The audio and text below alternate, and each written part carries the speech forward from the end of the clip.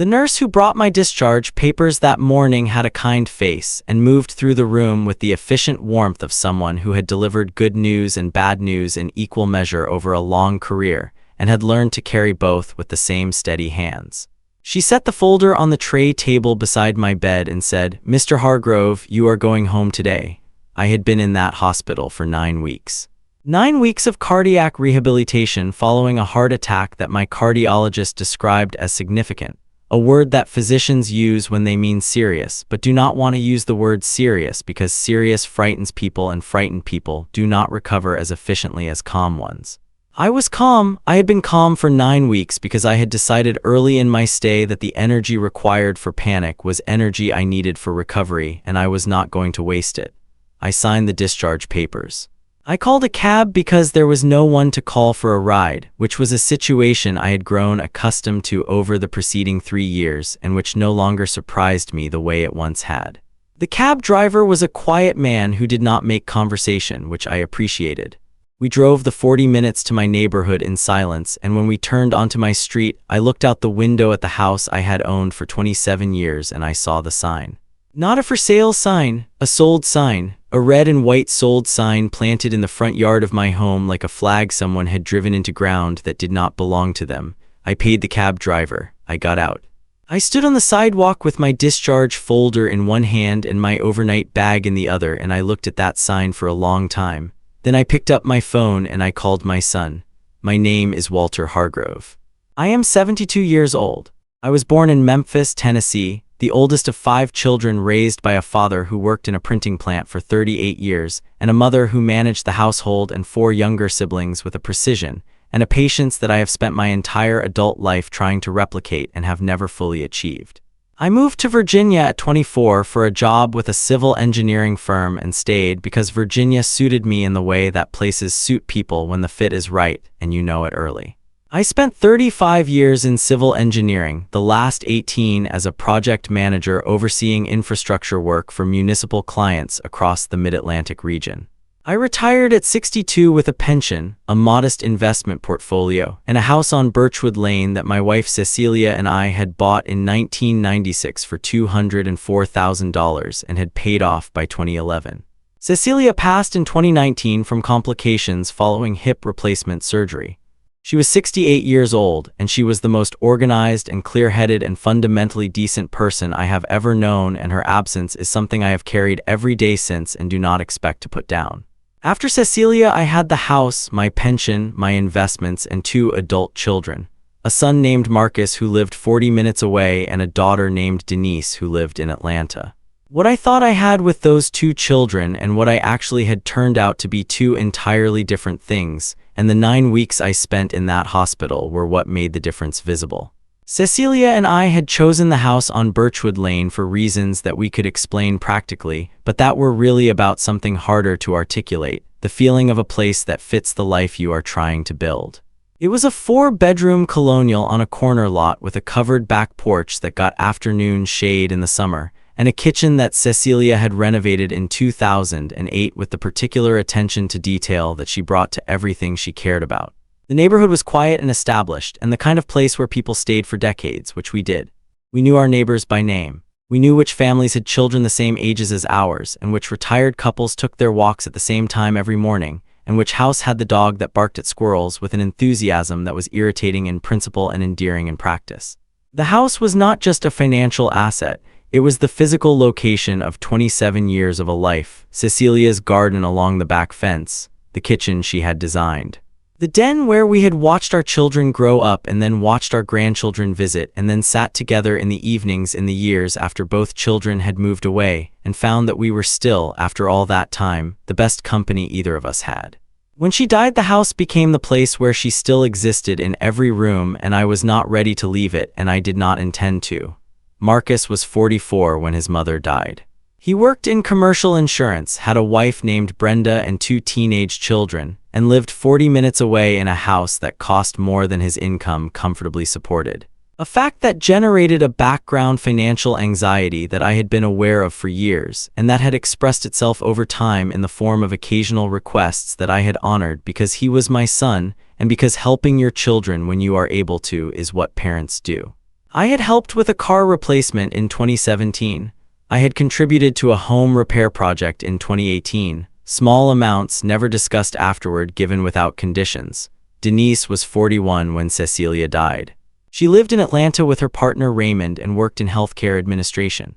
She called regularly in the first year after Cecilia's passing, less regularly in the second year, and by the third year our contact had settled into a pattern of monthly calls that felt obligatory on her end, and that I had stopped finding comfort in and had started simply enduring. What I did not know in those 3 years, what I was not paying attention to because I was managing grief and maintaining a house alone, and getting through the particular dailiness of a life that had lost its center, was that Marcus and Denise had been having conversations about me and about the house that I had not been invited to, and that I would not have recognized as concerning even if I had known about them. I was not looking for it. I was not suspicious of my own children. That was the opening they did not know they were waiting for. I had the heart attack on a Thursday morning in March while I was having breakfast.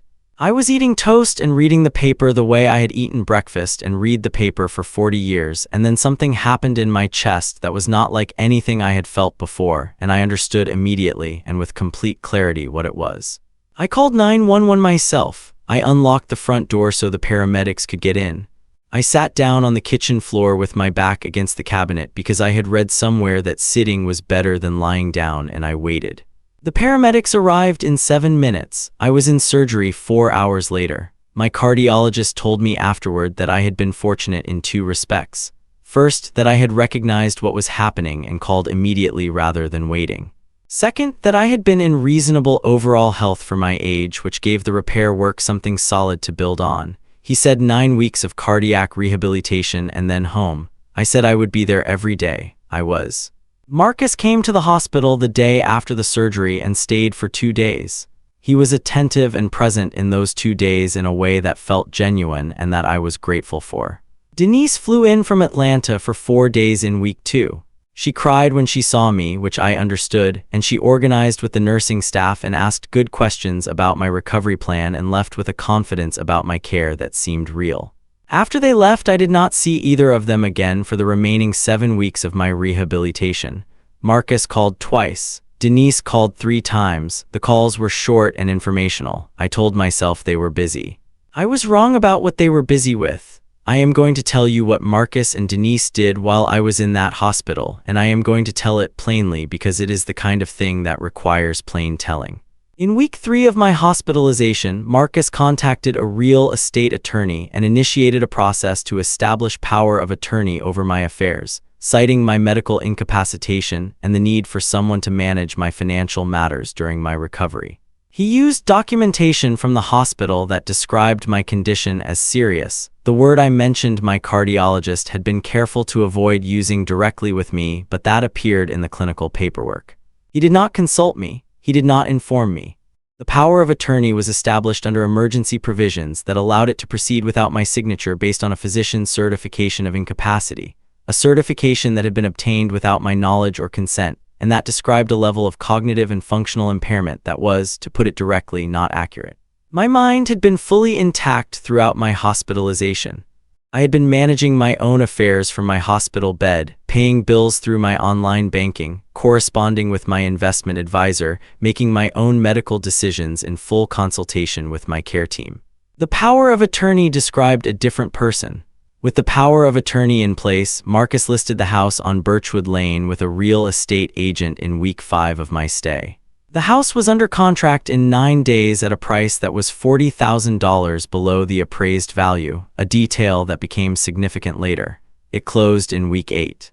The proceeds were deposited into an account that Marcus controlled. The sold sign was in the yard before I was discharged. I stood on the sidewalk in front of my house with my discharge folder and my overnight bag, and I called Marcus. He answered on the second ring. His voice had the quality of a man who had been expecting a call and had prepared for it. He said, "Dad, I know this looks a bad way. I need to explain." I said, "You have my complete attention, Marcus." He said that he and Denise had been worried about my ability to manage the house alone after my recovery. He said the house was too large for one person and required more maintenance than I would be able to handle. He said the sale had been in my best financial interest and that the proceeds were safe and that everything had been done legally. He used the word legally twice. I noticed both times. I asked him where I was supposed to live. He said he and Brenda had prepared the spare bedroom. I stood on the sidewalk of the house where I had lived for 27 years and looked at the sold sign, and I said, "Marcus, I want you to listen to me carefully. I am going to find a place to stay tonight. Tomorrow morning I am going to call an attorney. I want you to have your attorney available because you are going to need one. Do you understand what I am telling you?" He started to say something. I ended the call. I picked up my bag. I walked to the end of the street and I knocked on the door of my neighbor Dennis Paulson, who had lived 4 houses down for 19 years, and who opened the door, looked at me standing on his porch with a discharge folder and an overnight bag, and said, "Walter, come inside." Dennis Paulson was a retired high school principal, 74 years old, widowed 6 years earlier, and possessed of the particular quality of reliable decency that makes a person the kind of neighbor you trust completely without ever having had occasion to test it. He made coffee, he sat across the kitchen table from me, and he listened to the entire thing without interruption. When I finished, he said, "What do you need tonight?" I said I needed a phone, a bed, and the name of a good attorney if he had one. He said he had all 3. The attorney he recommended was a woman named Catherine Obi, who had handled a property dispute for Dennis's son 2 years earlier, and who Dennis described as methodical and thorough, and not easily impressed by the other side's confidence. I called Catherine Obi's office at 8:30 that evening and left a message explaining the situation in enough detail that the message itself served as a preliminary brief. She called back at 7:15 the following morning. I was already awake. I had not slept much. I had spent most of the night at Dennis's kitchen table with a legal pad, writing down every date and every fact and every figure I could document: the history of the house, the purchase price, the payoff date, the appraised value, every conversation I could recall with Marcus and Denise in the preceding year, the dates of their hospital visits, the dates and lengths of their subsequent calls. By the time Catherine called, I had 11 pages of notes in my clearest handwriting, and I was ready. Catherine Obi was 49 years old and had spent 22 years in estate and property law with a subspecialty in elder financial abuse cases. She met me at Dennis's house that afternoon because I did not yet have an address of my own. She sat at Dennis's kitchen table, reviewed my 11 pages of notes, and asked me 23 specific questions, each one more precise than the last, building a picture with the methodical patience of someone who had done this many times and knew exactly which pieces mattered. When she finished, she sat back and said, "Walter, the power of attorney was improperly obtained. The physician certification described a level of incapacity that your medical records from the same period directly contradict. That is the foundation. Everything built on it, including the property transfer, is legally compromised." I asked her what that meant practically. She said it meant we had a case, and that the case was strong, and that we were going to file an emergency motion to challenge the validity of the power of attorney and to freeze the assets in Marcus's controlled account pending the outcome. She said the below-market sale price was an additional issue because it potentially indicated a breach of fiduciary duty if Marcus had sold the house at a price that did not serve my interests. I asked her how long. She said the emergency motion within 48 hours. The full proceeding would take longer. I told her to start immediately. She filed the emergency motion the following morning at 9 o'clock. The court granted a temporary freeze on the account containing the house proceeds within 72 hours of Catherine's filing. Marcus's attorney contacted Catherine within hours of the freeze notification with a letter describing the power of attorney as entirely proper and the sale as having been conducted in my best interest, and requesting that the freeze be lifted immediately. Catherine responded with my complete medical records from the 9 weeks of hospitalization, documenting cognitive assessments, independent decision-making, self-managed financial transactions conducted from my hospital bed, and the direct contradiction between those records and the physician certification that had supported the power of attorney application. She also submitted a sworn statement from my cardiologist clarifying that his clinical notes had been mischaracterized in the certification, and that at no point during my hospitalization had he assessed me as cognitively incapacitated. The cardiologist, a man named Dr. Anand Mehta, who had been direct and honest with me throughout my recovery, and who was visibly uncomfortable when Catherine's investigator contacted him and explained how his documentation had been used, provided a comprehensive sworn statement within 1 week. Marcus's attorney went quiet for 11 days after receiving that package. When they came back differently. While the legal proceeding was underway, Catherine hired an investigator to examine the sale transaction in detail. What the investigator found added a dimension to the case that Catherine described as significant, The buyer of the house on Birchwood Lane was a shell company. The shell company had been registered 6 weeks before the sale. The registered agent of the shell company was a man who had professional connections to a real estate investment group. That investment group had, as one of its members, a business associate of Marcus's named Terry Shields, who had been introduced to Marcus through his commercial insurance work, and with whom Marcus had documented financial dealings over the preceding 2 years. The house had sold for $40,000 below appraised value. That $40,000 gap did not disappear. Catherine's investigator traced a payment of $38,000 from an account associated with the investment group to a personal account held in Brenda's name, Marcus's wife, approximately 3 weeks after the house closed. The math was not complicated. Marcus had sold my house below market to a connected buyer and received a personal payment that represented the discount. He had not simply sold my house without my knowledge. He had sold it at a price that benefited him directly at my expense. Catherine filed an amended complaint adding fraud and self-dealing to the existing elder financial abuse claim. The freeze remained in place. Marcus's attorney requested a 30-day extension. Catherine agreed to 15. Throughout the legal proceeding, I had assumed that Denise and Marcus were operating in concert, that the decision to sell the house had been a joint plan executed primarily by Marcus but supported and known by Denise. I was partly right and importantly wrong. 3 weeks into the proceeding, Denise called me directly. She had not called since I had left the message for her explaining what had happened, a message she had not returned. When she called now, her voice was different from any version of it I had heard in our lives together. It was stripped of the management quality that had characterized her calls for years, the organized checking in, the efficient concern. She sounded frightened. She told me that she had known Marcus was looking into the power of attorney. She had not known about the sale until after it had happened. She had not known about the shell company or the below market price or the payment to Brenda's account. She said she had confronted Marcus and that he had told her it was handled and that she should stay out of it and that she had stayed out of it because she did not know what to do. She said she was sorry. She said she was sorry 3 times. I listened to all of it. Then I told her that sorry was a beginning and not an ending, and that what she did next would matter more than what she had just said. I told her that if she had information relevant to the proceeding, she needed to share it with Catherine, and that she needed to make that call herself without me asking her to make it. She called Catherine the following morning. Denise had text messages, months of text messages between herself and Marcus in which the plan had been discussed in enough detail to establish a clear timeline and a clear record of intent. Messages from week 1 of my hospitalization in which Marcus had raised the possibility of selling the house. Messages in which Denise had expressed reservations and Marcus had argued the financial logic. Messages in which the power of attorney was discussed as a mechanism and Denise had asked whether I would agree to it and Marcus had said it did not require my agreement under the circumstances. Messages from after the sale in which Denise had asked Marcus what had happened to the proceeds and Marcus had said they were being managed. Not one message in which Denise had said stop. Not one message in which she had called me to tell me what was being discussed. I understood that Denise's provision of those messages was an act of conscience, and I respected the courage it took to make that call to Catherine.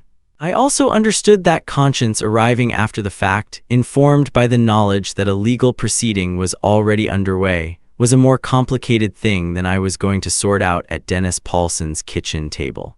I filed that complexity away and stayed focused on what Catherine needed. The case went to a mediation hearing 4 months after Catherine filed the initial emergency motion. Marcus arrived with 2 attorneys. Denise arrived separately with her own counsel. The mediation lasted 9 hours over 2 days. I was present for all of it. I did not speak often, but when I spoke I was specific and I was quiet and I did not raise my voice once because I had spent 35 years in rooms where the person who controlled their register controlled the conversation, and I was not going to forget that now. The settlement that emerged covered the following. The full proceeds of the house sale were returned to my control with interest calculated from the date of transfer. An additional damages payment was made covering elder financial abuse, the fraudulent physician certification, the self-dealing transaction, and my costs of temporary housing and legal fees during the proceeding. The below-market differential and the payment to Brenda's account were specifically addressed as part of the damages calculation. A separate agreement with Denise, negotiated through her counsel, established a formal acknowledgement of her prior knowledge and her failure to intervene, accompanied by a financial contribution to the settlement that was smaller than Marcus's but real and documented. The total recovery was, as Catherine described it when we reviewed the final figures, a complete accounting. Catherine had used that phrase before in describing what a good proceeding could accomplish, and I had thought I understood it the first time she said it. Sitting at that table with the signed settlement agreement in front of me, I understood it fully for the first time. With the settlement funds and my existing resources, I purchased a new home 4 months after the mediation concluded. Not Birchwood Lane, that house belonged to someone else now, and I had no desire to fight a good-faith buyer for a property they had purchased legitimately, even if the seller had not been operating legitimately. What I found was a 3-bedroom ranch in the same general neighborhood, 6 streets from Birchwood, close enough that I knew the area and far enough that I was not driving past my old house every time I left my driveway. The new house had a south-facing backyard with a fence along the property line that got the kind of afternoon sun that Cecilia would have described as exactly right for a garden. I hired a landscaper to prepare the beds. I ordered bulbs and seeds with the particular attention to variety and placement that I had watched Cecilia apply to that project for 20 years and that I had absorbed without realizing I was absorbing it. The first spring I planted everything I could remember her planting, not perfectly, not with her eye, but with the intention she had always brought to it, and with the understanding that the garden was one of the ways she was still present in my life and that I was going to honor that presence rather than leave it behind.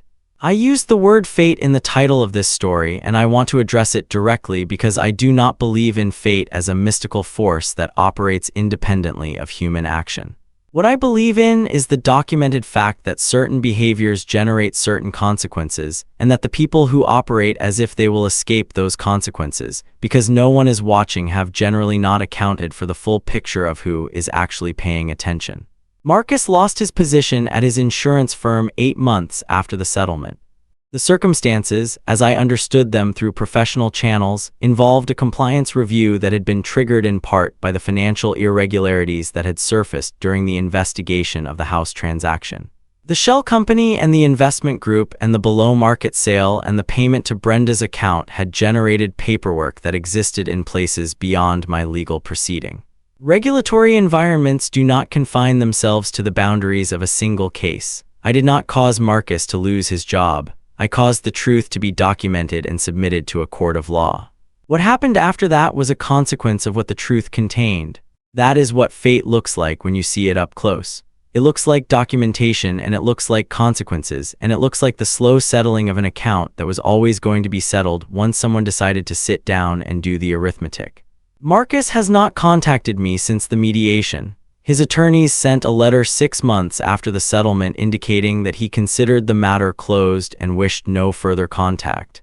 I accepted that position without difficulty. What I cannot tell you, and what I think about occasionally in the way that parents think about the children they cannot reach, is whether Marcus understood at any point in this process what he had actually done. Not legally. Not financially, what he had done to his father. I was 9 weeks in a hospital recovering from a heart attack that had been significant. And during those 9 weeks, my son had not come to see me after day 2, and had used my absence to sell the house where I had lived for 27 years, and where his mother had died and where he had grown up, and where the kitchen still had the cabinets his mother had chosen in 2008. I do not know if he ever thought about those cabinets. I do not know if he ever thought about what it would feel like to come home from a hospital and find a sold sign in your front yard. I have asked myself whether I failed him somewhere, whether there was something in the raising of him that produced a man capable of this. And I have not found a satisfying answer to that question, and I have learned to carry it unanswered because some questions do not resolve, and insisting that they must is a way of making grief about yourself instead of about the truth. Denise called me on my birthday in November, 4 months after the mediation. It was the first call since the one in which she had told me she was sorry. She did not mention the case or the settlement or Marcus. She asked how I was. She asked about the new house. I told her about the garden. She asked questions about it, specific questions, because Denise had always paid attention to her mother's garden when she visited, and she knew enough to ask the right things. We talked for 38 minutes. At the end of the call, she said she would like to come and see the house when she could arrange it. I told her she was welcome. I meant it with the caution that the preceding year had made necessary, and with the genuine hope that caution is always in tension with when it involves your children. She has not yet made the visit. I am not waiting for it the way I used to wait for things. but I have left the door open because she is my daughter, and because the woman who raised her would have left the door open, and because some things you do not do for strategy or for outcome. You do them because they are what a decent person does. Cecilia would have known. That is the thing I come back to most often when I think through the years after her death and the year of the hospitalization and everything that followed. She would have seen what Marcus was becoming before I did, because she had always read our children more accurately than I had, not because she loved them more, but because she paid a different kind of attention. She would have had a conversation with Marcus 3 years before any of this happened, a direct and specific conversation conducted privately and without drama, and the conversation would have addressed exactly what needed to be addressed, and Marcus would have left it understanding that his mother had seen clearly and that the clarity was not optional. She would not have needed attorneys. She would not have needed 11 pages of notes or an emergency motion or a 9-hour mediation. She would have needed a kitchen table and 20 minutes and the kind of directness that she carried as naturally as other people carry their keys. I did not have her directness. What I had was her patience and her organizational precision, and the 11 pages of notes I wrote at Dennis Paulson's kitchen table on the night I came home to a sold sign in my front yard.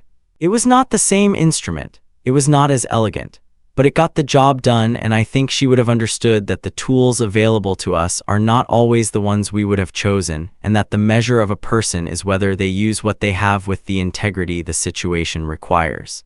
I hope I did that. I believe I did. My name is Walter Hargrove. I am 72 years old. I had a heart attack on a Thursday morning, and I called 911 myself, and I unlocked my front door for the paramedics, and I spent 9 weeks in a hospital getting my heart repaired and learning to trust it again. While I was doing that, my son sold my house. I came home to a sold sign in my yard and an overnight bag in my hand, and I walked 4 houses down and knocked on my neighbor's door, and I started writing things down. 9 months later, I had a new house and a garden and a settled legal proceeding and a life that belonged entirely to me. They sold my house while I lay in a hospital bed. Then fate, which looks like documentation and consequences and the slow, precise settling of an account, settled the account.